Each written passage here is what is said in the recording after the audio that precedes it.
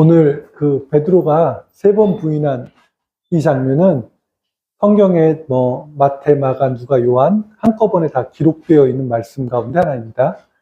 그런데 이게 마태, 마가, 누가, 요한이 한꺼번에 다 기록되어 있는데 각자가 약간씩 다르게 기록되어 있다는 건 각자가 이야기하고자 하는 바가 다르다는 거겠죠. 그래서 오늘 특별히 마가복음을 통해서 지난번에 이야기했듯이 마가복음을 통해서 오늘 이 말씀이 우리들에게 여태까지 들어온 것과는 약간 다른 결이겠지만 어쨌든 다른 방향으로 어떻게 더 생각해 볼 수 있는지, 다른 방향으로 어떻게 더 이야기해 볼 수 있는지 한번 살펴보고자 합니다. 첫 번째 이제 다른 방향이라고 이야기했으니까 우리가 이제 여기에서 한 가지 그러니까 오늘은 생각하지 말아야 될 건 어떤 거냐면 베드로가 예수님을 부인했다, 그러니까 배반했다. 그렇기 때문에 베드로가 나쁘다라고 이야기하는 것 자체를 우리는 지금 생각하지 말고 오늘 이야기를 한번 들어가 보도록 하겠습니다. 지난번에 설명했듯이 이제 예수님께서 겟세마네 동산에서 붙잡히셨습니다. 그리고 이제 대제사장 집에 가서 오늘 본문 전에는 그 재판을 받는 과정이 이제 존재했었던 거죠. 자, 우리가 일단 먼저 생각해 봐야 될 건 무엇이냐면 메시아라고 하는 단어입니다. 지금 우리들이 이야기하는 메시아는 우리를 구원해 주실 분이라고 해서 굉장히 종교적인 언어로 사용되어지고 있기 때문에 이 당시 그 성경이 쓰여질 당시의 메시아의 개념을 우리들은 좀 이해하기 어렵습니다. 원래 성경이 쓰여졌던 당시의 메시아는 우리들이 이야기한 대로 왕, 기름 부은 자 이런 느낌이 있습니다. 그러면 왕과 기름 부은 자라고 하는 이야기는 무엇을 뜻하냐면 정치적으로 우리를 해방하는, 이스라엘이 지금 로마 압제 가운데 있잖아요. 그러니까 이스라엘을 독립시켜줄 수 있는 누군가라고 이야기할 수 있는 거죠. 그러니까 메시아라고 하는 단어는 굉장히 정치적인 언어인 거고, 주변 사람들이, 그 당시에 이스라엘 사람들이 저분이 메시아야, 저분이 그리스도야 라고 이야기하는 건 저분은 우리를 해방시켜줄 해방적인 존재, 해방자야, 그리고 이제 해방시켜줄 존재야, 우리들의 왕이 될 존재야 라고 말하는 것과 같습니다. 그러니까 이 말은 지금 우리들이 이야기할 때 상당히 정치적인 용어가 아니야 라고 말할 수 없는 거죠. 종교적인 언어야 라고 이야기할 수 없는 언어입니다. 상당히 정치적인 언어인 거고, 그러면 어떤 문제가 발생하냐면 그 당시에 가장 집권하고 있는 정치적인 사람들은 가장 종교적인 사람들입니다. 그러니까 지금은 종교와 정치가 분리되어 있잖아요. 그래서 정교 분리의 원칙이 기본인데 예수님 당시에는 정치와 종교가 하나가입니다. 그래서 가장 정치적인 집단은 가장 종교적인 집단인 거죠. 그래서 사두개인들은 뭐 하는 사람들이냐? 제사장들입니다. 하나님께 제사를 드리는 사람들인데 이 사람들은 재판할 수 있는 권리도 갖고 있고요. 다스릴 수 있는 권리도 갖고 있습니다. 그리고 우리들이 이야기할 때 바리새인들이라고 이야기하면 그냥 율법을 연구하는 사람들이라고 생각하면 되는데 그 사람들은 율법만 연구하는 사람들이 아니라 이스라엘 백성들의 삶에, 그리고 앞으로 나아갈 방향이나 정치적 어떤 색깔에 굉장히 큰 영향을 미치고 있는 사람들인 거죠. 사두개인들이 원하는 정치적 방향과 바리새인들이 원하는 정치적 방향이 다르고 이 둘은 서로 대립하는 관계가 존재한다고 성경에서 우리가 이야기하고 있잖아요. 그러면 가장 종교적인 집단 2개는 가장 정치적인 집단 2개란 이야기가 되는 겁니다. 그리고 이 정치적인 집단은 어디에 속해져 있느냐? 예루살렘에 속해져 있는 거죠. 그래서 예루살렘에 속해져 있는 이 사람들은 정치력이 가장 강력한 사람들이고 자신들의 정치력 혹은 자신들이 원하는 정치적인 어떤 입김에서 다른 사람들이 분리되거나 다른 정치 세력이 일어나서 자신들이 정치적으로 배제되는 것을 원하지 않겠죠. 예수님이 갈릴리라고 하는, 나사렛이라고 하는 동네에서 예수님이 나왔습니다. 처음에 예수님이 이제 나사렛 사람인데 갈릴리라고 하는 동네에서 출발해서 예루살렘으로 옵니다.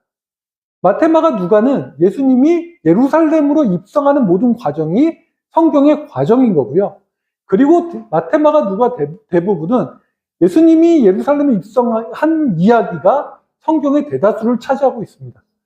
예수님이 예루살렘에 입성했다라고 하는 것 자체는 굉장히 중요한 의미를 담고 있는 거죠.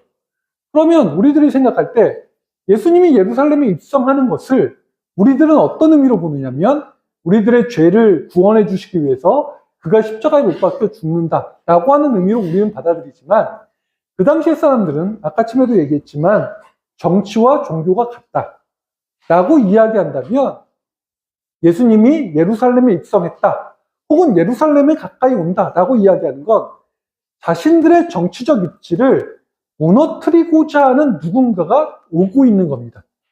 예수님의 의도가 무엇인지, 그가 원하는 바가 무엇인지, 하나님이 그에게 원하는 바가 무엇인지는 별 큰 의미가 없는 거죠. 그냥 정치적인 입지가 자신들이 갖고 있는 유대인들을 다스리고자 하는 혹은 로마를 다스리고자 하는 정치적인 입지가 지금 누군가에 의해서 무너질 수밖에 없는 상황이 연출됩니다. 그리고 사람들은 그를 메시아라고 부른다면 이제는 뭐만 남는 거예요? 로마하고 전쟁만 남는 거죠. 해방자니까요. 그러면 자신들은 로마와 관계를 통해서 가질 수밖에 없는 어떤 자신들의 정치적 입지는 상당히 위험한 수준에 달아 있는 거고 무너질 수밖에 없는 수준으로 이야기가 될 수밖에 없는 거죠. 그런데다가 예수님이 예루살렘에 입성할 때 사람들이 뭐라 그래요? 호산나. 그리고 그가 나귀를 타고 입성해요. 호산나라고 그러고. 그럼 뭘 의미하는 거예요? 왕이 승리를 해서 입성하고 있는 듯한 포즈. 그런 이야기를 하고 있는 거죠. 요즘 말하면 굉장한 쇼가 지금 예루살렘에서 펼쳐지고 있는 겁니다. 이건 미래에 우리가 로마를 이기고 승리해서 우리의 왕이 오는 거야 라고 받아들일 수밖에 없는 이야기가 지금 그들의 삶 가운데, 그들의 지금 눈앞에서 펼쳐지고 있는 거죠.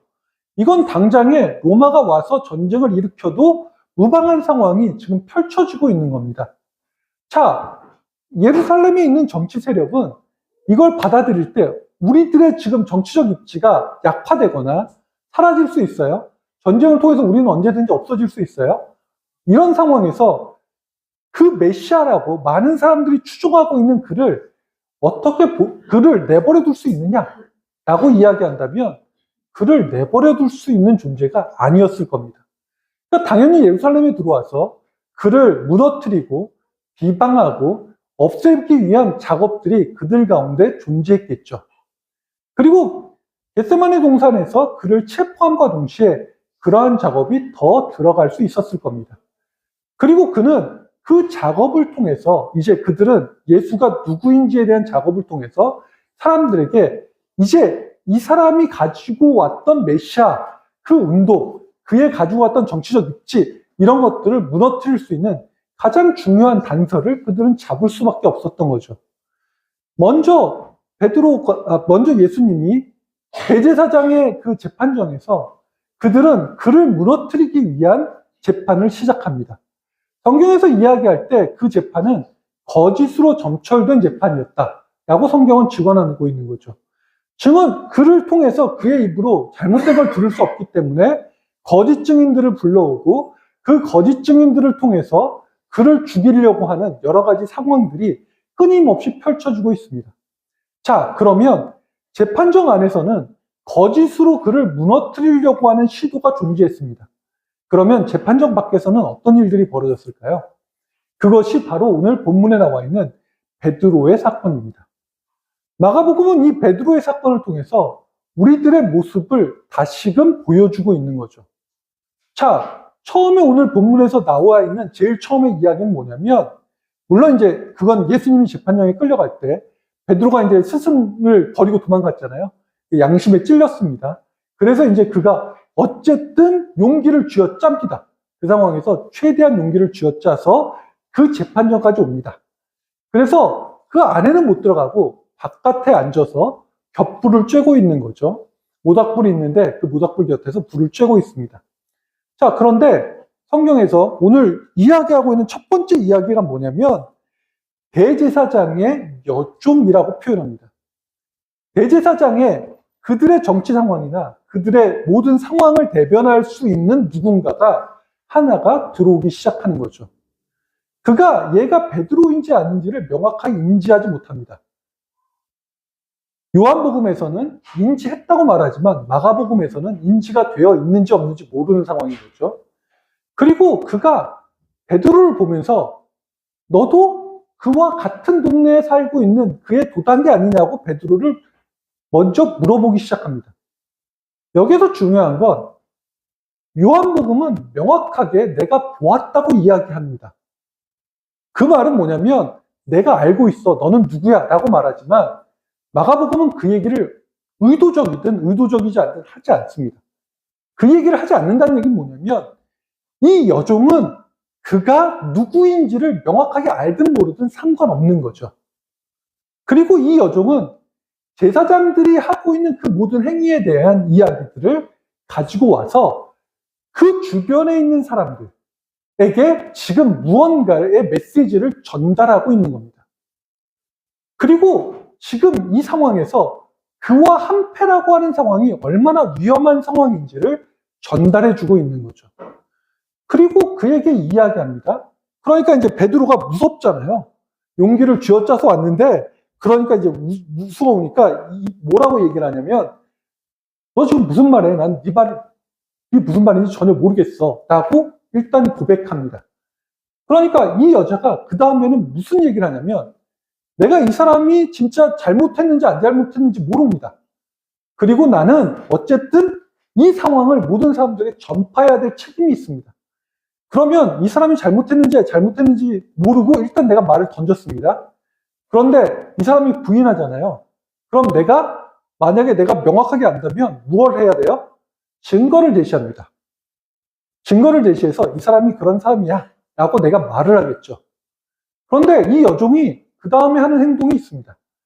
이 사람이 그런 사람이야 라고 이야기하고 마가복음에서 나오는 굉장히 특별한 상황이 존재하죠. 그건 뭐냐면 그 베드로에게 한 번도 얘기하지 않습니다. 본인도 정확하지 않고요. 그가 그의 도당인지도 모릅니다. 예수 그리스도와 함께 쫓아다녔던 사람인지도 모릅니다. 그러면 어떻게 해야 될까요?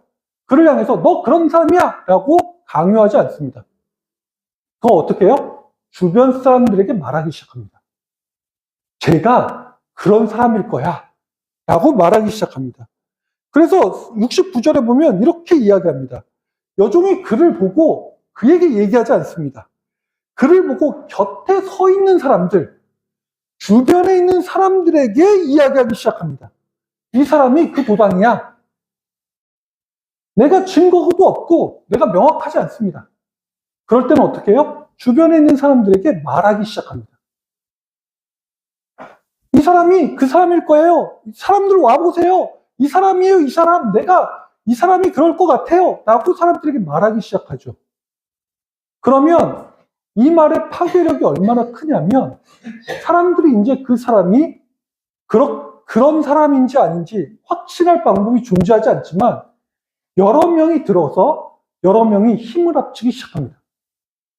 그러면 마지막에 어떤 방식의 이야기들이 나오냐면 그 이야기를 했던 사람은 빠집니다. 그리고 누구만 남아요? 주변에 있는 그 이야기를 들은 사람만 남게 되죠. 그러면 그 옆에 있는 사람이 되게 이상한 게 그가 누구인지 정확하게 모릅니다. 알지 못하는 거죠. 그가 어떤 생각을 하고 있는지도 모릅니다. 그리고 나도 그인지 확실치 않죠. 그럼 어떻게 이야기해 나가겠어요? 그게 확실한 무언가를 찾기 시작합니다. 확실한 무언가를 찾으려면 굉장히 중요한 증거를 수집해야 되는데 그게 아닙니다. 가장 넓은 방식으로 찾습니다. 그 넓은 방식이 오늘 성경에 나올 때 뭐라고 이야기하냐면 네가 그 사람과 연관이 있을 거야. 그걸 우리는 어떻게 하냐면 네 말투를 보건대 네가 갈릴리 사람이야. 그러니까 당연히 너는 그 사람의 도당이 확실해 라고 이야기하는 거죠. 갈릴리 지역에 대한 편견도 한몫할 수도 있겠지만 중요한 건 갈릴리 사람과 예수는 거리가 너무 멉니다.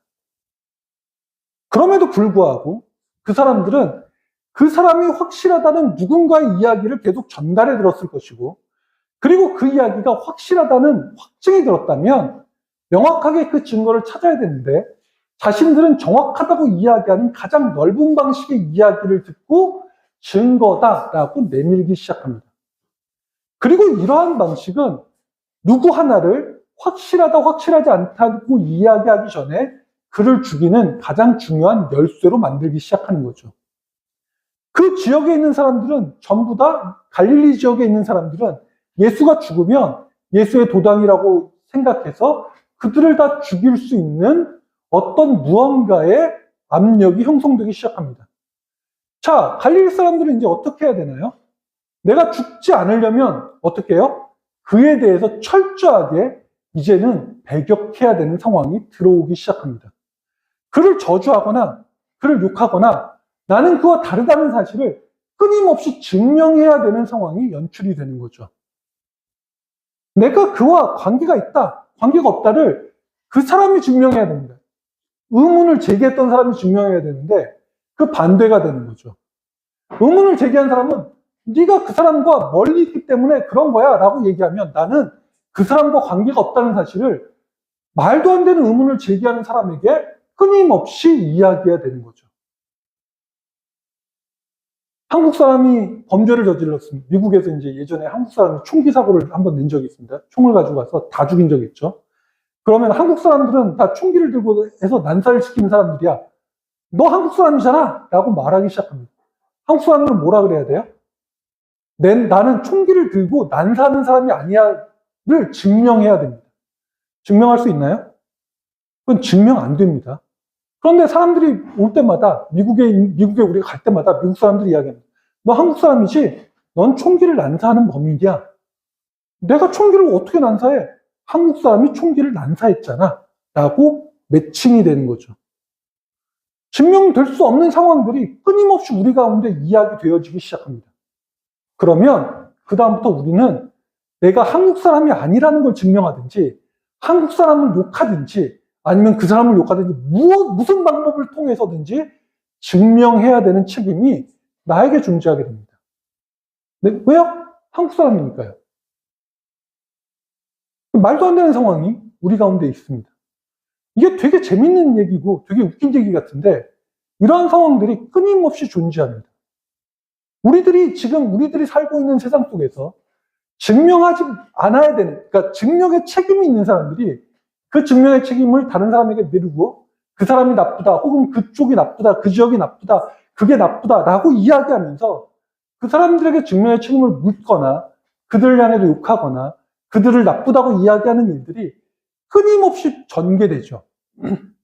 그리고 우리들은 그 주변에 있는 사람들이 그렇게 하잖아요. 그 여종이 아니라 그 주변에 있는 사람들이 그렇게 하는데 그 주변에 있는 사람들이 우리가 될 수밖에 없는 상황이 끊임없이 연출이 됩니다. 베드로는 이제 저주할 수밖에 없는 거죠. 오늘 성경에도 보면 베드로가 저주하고 맹세합니다. 왜냐하면 그 상황에서는 자기가 아니라고 이야기할 수 있는 방법은 그것밖에 없는 거죠. 저주하고 맹세하기 시작하는 그 상황이 연출이 됩니다.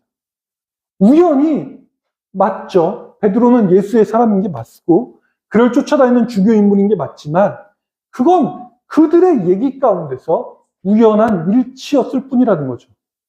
우연히 그럴 수 있습니다. 우연히 그렇게 될 수 있죠. 그렇다고 그들이 하는 모든 말이 맞느냐에 관한 질문인 겁니다. 한국 사람들이 나쁠 수 있습니다. 한국 사람들이 사람을 죽일 수 있죠. 하지만 한국 사람들은 다 총기를 난사하는 범인이 될 수는 없습니다. 내가 한국 사람을 잡아봤더니 그 중에 한 사람이 총기를 난사하는 범인이었어. 그러니까 한국 사람은 다 그런 사람들이야. 라고 말할 수 있느냐는 거죠. 내가 누군가를 욕하고 있을 때 우리들은 싸잡아서 그들을 욕하는 경우들이 너무 많죠. 싸잡아서 그들을 욕할 때 우리들은 왜 그들을 욕해야 되는지를 전혀 모르는 경우들이 너무 많습니다. 단지 그렇다고 이야기할 뿐인 거죠. 여기서 더 중요한 건 이제 조금 더 들어가면 이런 거죠. 그들이 이야기할 때 싸잡는 그 말이 진짜로 옳은가인 겁니다. 예수는 지금 재판을 받고 있는 중이고 그들은 거짓 증인을 내세워서 예수가 죄인이라고 말하고 있는 중입니다. 그 재판이 올바르냐? 그것이 진짜 올바른 재판이었느냐? 라고 말해야 되는 상황이 연출이 됩니다. 하지만 싸잡아서 이야기하기 시작하고 그러면 그 재판에 대해서 사람들은 생각하지 않죠. 쟤는 무조건 나쁜 사람이야 라고 말하기 시작합니다. 예수를 환호했던 사람들이 혹은 예수와 더불어서 예루살렘으로 진격했던 사람들이 예수에게 도움을 많이 받았던 사람들이 병자도 고쳐지고 먹을 것도 나눠 먹고 뭐 했던 도움을 많이 받았던 사람들이 그들 가운데로 오기 시작하죠. 하지만 이러한 이야기 몇 마디는 예수가 가장 나쁜 사람임을 증명하는 언어로 다시 바뀌기 시작합니다. 그래서 나중에 성경에 보면 이제 빌라도가 예수가 죄가 없음을 보고 모든 사람들이 예수를 좋아했기 때문에 얘네들이 싫어하는 거야. 정치적으로 그렇게 되는 거야. 라고 판단해서 이제 빌라도가 한 가지 제안을 합니다. 6월절에는 죄인을 풀어주는 관습이 있으니까 바라바라고 하는 사람과 예수라고 하는 사람 둘을 갖다 놓고 유대인들에게 그럼 둘 중에 하나를 선택해 라고 이야기하는 거죠. 빌라도 법정에서 둘 중에 하나를 누구를 선택할 거냐라는 이야기는 이 이야기들을 통해서 사람들에게 전달되어 가는 이야기의 파급력은 엄청났을 겁니다. 갈릴리 사람이야. 예수를 함께 있었던 예수를 뭐 이렇게 동행하거나 혹은 예수와 함께 있었던 사람은 주변에 있는 모든 사람들에게 집단 미치를 당할 수밖에 없는 상황으로 내몰릴 수밖에 없다는 것을 사람들은 인지하겠죠. 그럴 때 그 사람들이 살 수 있는 방법은 한 가지입니다. 진리를 알지 못하는 사람들은 이제 사람들 사이에서 오는 군중심리에 매몰될 수밖에 없는 거죠. 군중심리에 매몰되면 그들은 예수를 선택할 수 있는 상황이 더 없어지게 됩니다. 그리고 그들은 누구를 선택할 수밖에 없어요? 바라바를 선택할 수밖에 없는 상황으로 내몰리게 되는 거죠. 그리고 그들은 진정으로 더 위험한 길을 갈 수밖에 없는 상황이 생기게 됩니다. 이것이 지금 우리들의 현실이 갖고 있는 문제인 거죠. 그리고 이러한 현실의 문제는 끊임없이 우리들에게 세상이 가지고 있는 여러 가지 일들에 대해서 다른 생각을 하지 못하도록 하는 누군가의 이야기 속에 빠져들어가게 됩니다. 지금 무엇이 올바른가? 그것의 근원이 무엇인가에 대해서 사람들은 탐색하지 않습니다. 종교든 사회든 정치든 상관없이 사람들은 무언가를 정의하면 그 정의에 따라서 무언가를 다시금 이야기하려고 하지 않고요. 그를 나쁘다고 말하기 시작합니다. 지금 미국이 이제 이란을 쳐들어가서 전쟁이 시작이 됐습니다. 미국은 전쟁이라고 얘기하지 않죠. 그건 전쟁이 아니라 공습입니다. 공습과 전쟁의 차이가 뭔지 모르겠지만 미국은 공습을 한 거고요. 전쟁은 아니라고 이야기하기 시작합니다. 자, 전쟁을 했습니다. 자, 누가 더 잘못이냐? 라고 이야기하면 사람들은 전쟁에 대한 전체적인 이야기를 하지 않죠. 그들은 자신들이 무언가를 듣고 와서 듣고 오는 것에 대한 이야기를 하기 시작합니다. 그리고 그들은 그것에 대한 두려움이 존재하죠. 그리고 자신들이 듣고자 하는 것에 의문을 제기하지 않습니다. 그래서 전쟁 중에는 인종청소라고 하는 무지무지한 살상이 일어나도 별반 생각하지 않습니다. 누가 누구를 어떻게 죽이고 누가 누구에 대해서 어떻게 고생스럽고 누가 누구를 어떻게 하고 이러한 것들에 대한 이야기는 전혀 하지 않는 상태에서 그저 내 주변에 있는 사람들 혹은 내가 속해져 있는 사람들이 하는 말에 동조할 수밖에 없는 거죠. 그렇게 하지 않으면 넌 나쁜 놈이니? 라고 물어보는 겁니다. 한국에서 가장 나쁜 게 무엇이냐면 너는 빨갱이냐 자유주의자냐 둘 중에 하나를 선택하도록 만드는 거죠. 세상은 둘 중에 하나가 존재하지 않고 다양한 방식의 이야기들이 존재하며 다양한 방식의 사람들이 존재하고 다양한 색깔들이 존재한다는 걸 잊어버리고 있는 겁니다. 더 재미있는 건 그럼 빨갱이와 자유를 선택한다. 넌 빨갱이야 자유민주주의자야 라고 이야기할 때 그 사람들은 빨갱이에 대한 정의도 자유민주주의에 대한 정의도 모릅니다. 빨갱이가 뭐예요? 자유민주주의가 뭐예요? 자유민주주의를 할 때 자유가 뭐예요? 민주주의와 자유가 같은 말이에요? 민주주의는 자유와 다른 말인데요? 라고 하는 말의 개념을 전혀 이해하지 못하죠. 빨갱이와 공산주의의 차이가 뭐예요? 공산주의와 빨갱이는 같은 말인가요? 그러면 사회주의와 공산주의는 같은 말인가요? 자본주의와 사회주의는 다른 말인가요? 우리나라가 한 번도 자본주의적인 사회였던 적이 있었나요? 아무도 대답할 수 없는 이야기들을 통해서 그들은 오로지 한 가지의 생각을 가지고 다른 누군가를 처단하자, 죽이자, 때리자 라고 하는 말이 자연스럽게 일어나는 거죠. 그 상황 속에서 누구가 누구를 때리고 누군가 누구를 어쨌든 인터넷이나 뭘 통해서 죽이고 하는 일들이 우리나라에서도 끊임없이 반복되면서 자기가 하고자 하는 말이 무엇인지, 자기가 원하는 것이 무엇인지, 자신의 본질이 무엇인지를 전혀 상상하지 않는 거죠. 이해할 수 없는 얘기를 하는 사람들에게 우리나라는 너무나 쉽게 이렇게 말합니다. 너는 박쥐야? 둘 중에 하나에서 확실하게 한편에서 라고 말하고 있는 거죠. 예수님은 박쥐일까요? 예수님은 어떤 편일까요? 그가 정치적으로 로마의 편일까요? 유대인의 편일까요? 두 사람 편이 아니면 예수님은 박쥐인가요? 로마의 편을 들라고 이야기해주는 그는 어떤 편일까요? 유대인들의 편을 들어주는 그는 어떤 편일까요? 우리는 자신들의 요구 상황이 들려지지 않는 상황 속에서 내몰려지고 이야기되어집니다. 그래서 누군가 나를 쥐잡듯이 잡고 있고, 쥐잡듯이 잡고 있는 자기들은 나는 의로운 편에 섰어 라고 너무나 당연한 말을 하는 것처럼 느끼는 거죠. 종교는 여기에 불을 붙습니다. 종교적 열심은, 우리가 종교적 믿음은 다른 모든 의심을 배제해버리고 그저 듣고자 하는 모든 방식대로 듣도록 만들며 그들이 하고자 하는 본질이 무엇인지를 설명하지 않습니다.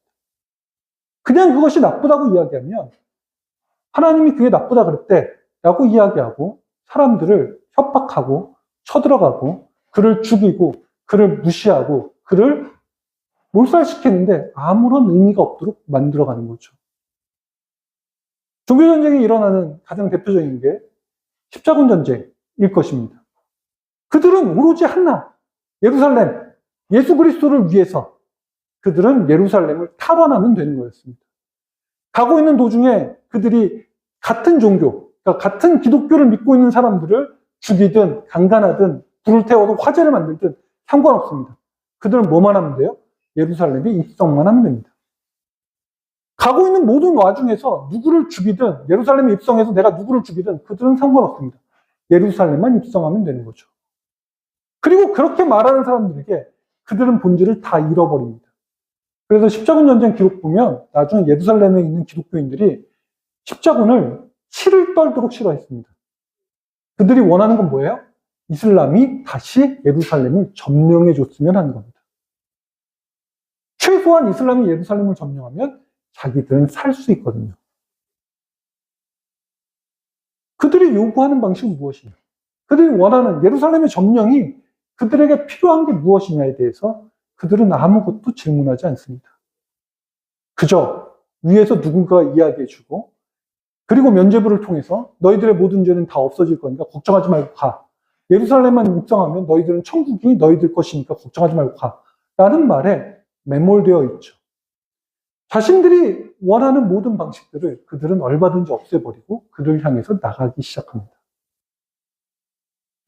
그래서 의심하지 않는 종교인들은 이 세상에 무엇보다도 위험합니다. 믿음은 의심하지 않는 게 아니라 의심을 통해서 확신으로 움직여가는 것이 믿음입니다. 그 본질에 대한 의심을 내가 접는다면 우리는 믿음이 있는 것이 아니라 광신을 향해서 나가는 방식인 거죠. 그래서 오늘 주보 뒷면에 그 체코에 있는 기독교인들입니다. 체코에 있는 그 신부가 쓴 책입니다. 신이 없는 세상이라고 쓰는데 무신론에 대한 이야기들을 통해서 그 사람이 쓴 건데 여기 되게 재미있는 글이 나옵니다. 의심은 나를 신앙에서 불신앙으로 데려가지 않는다. 의심은 오히려 나의 신앙을 더 성숙하고 정교하게 만든다. 라고 이야기합니다. 신앙인들이 의심하지 않는다. 라고 이야기하는 건 그건 자신의 신앙에 대해서 자신의 신앙을 누군가에게 맡겨놓는 거지 내가 무엇을 믿는지 하나님이 진짜 무엇을 원하는 건지를 생각하지 않게 만드는 겁니다. 의심하지 않기 때문에 신앙은 끊임없이 다른 데로 옮겨가죠. 그리고 이분이 쓴 안젤런 그린이라고 쓴 분이 이야기하고 있는 것 가운데 되게 재밌는 말이 있습니다. 홀란드 철학자이자 가톨릭 사제인 요제프 티슈너는 마르크스의 자본론을 읽어서 교회에 못 다니겠다는 사람을 아직 보지 못했다고 했다. 그런데 부인입니다. 이 사람은 나는 주임 신부의 얼토당토 않는 강론을 더는 참고 들어줄 수 없어서 교회 나가지 않겠다는 사람을 많이 안다. 라고 이야기합니다. 어떤 책을 우리들이 이야기할 때 무신론자의 책이든 뭐 이게 종교를 거부하는 책이든 혹은 무슨 책을 읽지 말라고 교회에서 얘기하는 경우들이 많습니다. 그런 책은 우리들을 신앙에서 멀어지게 하지 않습니다. 한국교회의 위기는 이상한 책을 읽어서 위기가 되는 경우는 별로 없습니다. 지금 한국교회의 위기는 교회 안에서 무언가 이상한 일들이 벌어지고 있고 그 이상한 일들이 벌어짐을 통해서 사람들이 교회를 인식하지 않고 믿지 않기 때문에 생기는 현상들인 거죠. 얼마 전에 나왔는데 교회에 대한 신뢰도가 뭐 17%인가? 27%인가? 17%가 맞을 겁니다. 제가 지금 정확하게 기억이 안 나는데 17% 정도로 나왔습니다. 그러니까 10명 중에 2명만 믿고요. 8명은 안 믿는 거죠. 교회를 신뢰하지 않습니다. 모든 사람들이 교회를 신뢰하지 않는 건 그들이 무신론에 관해서 혹은 뭐 신이 없는 것에 관해서 책을 읽어서 그런 것 아닙니다. 교회를 바라보면서 교회 안에서 나오는 이야기들을 통해서 신뢰할 수 없는 여러 가지 이야기들이 그들 가운데 나오는 거죠. 성도들 가운데서도 마찬가지입니다. 성도들을 통해서 해도 믿을 수 있느냐? 별로 없고요. 그게 이제 이번에 코로나를 통해서 증명이 됐죠. 교회를 계속 나오다가 코로나를 통해서 교회를 안 나오니까 기회는 이때야 교인들이 확 줄었습니다. 안 나와도 상관없는 거잖아요. 계속 그 전까지는 뭐 하면서 나왔어요? 그냥 습관이었습니다. 계속. 교회 나오는 게 습관이었다가 멈췄잖아요. 교회를 나오는 게 멈추니까 그 습관이 멈추잖아요. 그러니까 안 나가도 상관없는데 그리고 안 나가기 시작합니다. 교인이 수가 급감했죠. 그리고 나서 그 이후에 회복할 수 있느냐. 지금 코로나가 끝난 지 한 5년 정도 됐죠. 그런데 그 이후에 회복됐느냐. 회복이 안 되어 가고 있습니다. 이것은 우리들로 하여금 되게 중요한 이야기를 하고 있는 거죠. 우리가 무엇 때문에 교회를 다니느냐. 왜 교회를 다니느냐. 가장 근본적인 요인을 우리는 생각하지 않았다는 거죠. 의심하지 않고 생각하지 않고 누군가를 통해서 계속 들려왔던 이 얘기들은 결국 큰 의미가 없이 돌아가게 된다는 겁니다. 의심하지 않고 나가는 모든 신앙들은 결국 이 여종의 이야기의 서두를 우리가 만들어가거나 아니면 이 여종이 만들어갔던 모든 이야기들을 우리가 흡수하는 거죠. 왜 그러는지 모르는 이야기들은 다 누군가를 향한 적일 뿐이지 의미 있는 이야기가 아님을 보여주고 있는 거죠. 그 적이는 결국 베드로가 통곡하게 만듭니다. 즉 누군가를 울게 만드는 형태로 갈 수밖에 없는 거죠. 성경은 재밌는 이야기합니다. 우리가 이제 전유라고 그러죠. 단어를 가지고 그걸 만들어서 그 사람을 그냥 그 단어에 얽매이게 만드는 겁니다. 전유라고 그러죠. 그래서 이제 우리가 이야기하는 크리스찬, 뭐 그리스도인, 그리고 뭐 이야기할 때 우리는 이제 개신교, 프로테스탄트라고 하는데 그 단어들도 다 마찬가지로 그들을 나쁜 사람들처럼 억류시키는 거죠. 그 단어의 뜻이 무엇인지 상관없습니다. 그냥 그 단어를 갖고 있는 모든 사람들이 다 나쁘게 이야기하는 거죠. 지금 여기 성경에서 이야기하는 대로 갈릴리 사람이라고 이야기하는 단어는 다 죽일 놈들이라는 말처럼 만들어가는 겁니다. 그런데 성경은 이 단어를 재전유시킵니다. 다시금 정리를 내리죠. 그래서 예수를 누구라고 불러요? 마가복음은 되게 중요하게 그를 갈릴리 사람이라고 부릅니다. 너희들이 죽일 놈이라고 이야기했던 그가 어떤 사람이 되는 거예요? 우리를 살릴 사람으로 바꾸는 거죠. 갈릴리에 있는 모든 사람들이 다 죽일 놈들이 아니라 그들 때문에 너희가 산다고 단어를 바꾸기 시작합니다. 그래서 갈릴리 사람은 죽일 놈들이 아니라 우리를 살리는 누구가 되는 거죠. 예수가 그래서 마가복음은 되게 중요하게 말합니다. 그가 갈릴리 사람이라고 말하는 거죠. 그리고 그 갈릴리 사람이라고 말하는 그 모든 것들이 굉장히 중요한 의미로 말을 하고 담겨 있습니다. 그래서 마가복음은 예수가 누구예요? 갈릴리 사람이에요. 그리고 우리도 마찬가지로 지금 얘기해요. 예수는 갈릴리 사람입니다. 갈릴리 예수인 거죠. 그리고 그 말들을 우리는 다시 한번 생각해 보아야 합니다. 우리가 쓰고 있는 모든 말들이 다 진짜로 나쁜 말이냐, 좋은 말이냐. 우리는 그 말을 듣고 도대체 무엇을 생각하고 있느냐를 이야기해 보아야 합니다. 그리스도인 욕하려고 만든 말입니다. 저 나쁜, 저 이상한 애들. 그런데 우리는 지금 우리들을 그리스도인이라고 부릅니다. 프로테스탄트, 아이고, 저 반항만 하고, 저 이상한 말만 하고 다니는 이단자들.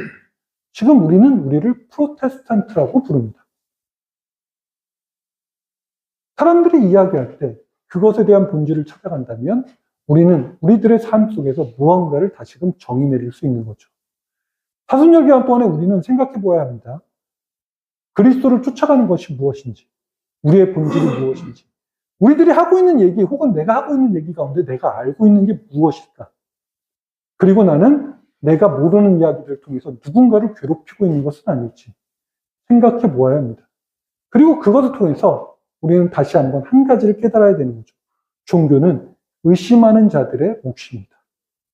그리고 그들이 의심할수록 본질에 가까울수록 그들은 예수 그리스도와 하나님을 알게 되고요. 하나님 앞에 가까이 갈 수 있을 겁니다.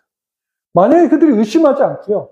그들이 누군가의 말을 믿고 자신들의 생각을 모르고 움직여가기 시작한다면 그저 떠도는 말을 듣고 그 떠도는 말을 다른 사람을 향해 내뱉는다면 분명 우리는 하나님하고 멀어지는 세상에서 이야기할 때 저런 사람들이 다 있어. 그 기독교인의 악의 역사야. 라고 이야기하는 일들 속에 우리는 가게 될 것입니다. 사순절 기간 동안에 그리스도가 왜 됐는지 그리고 그를 향한 이야기들이 무엇인지를 다시 한번 생각하시면서 사순절 기간을 보내기를 바랍니다. 기도하겠습니다. 하나님 감사드립니다. 주님께서 저희들과 함께 해주셔서 저희들이 그리스도가 온 목적이 무엇인지를 다시 한번 알 수 있도록 인도해 주시고 우리들의 삶의 본질을 찾아 움직여갈 수 있도록 주님께서 함께 해주시옵소서. 함께 해주신 하나님께 감사드리며 예수님 이름으로 기도드립니다.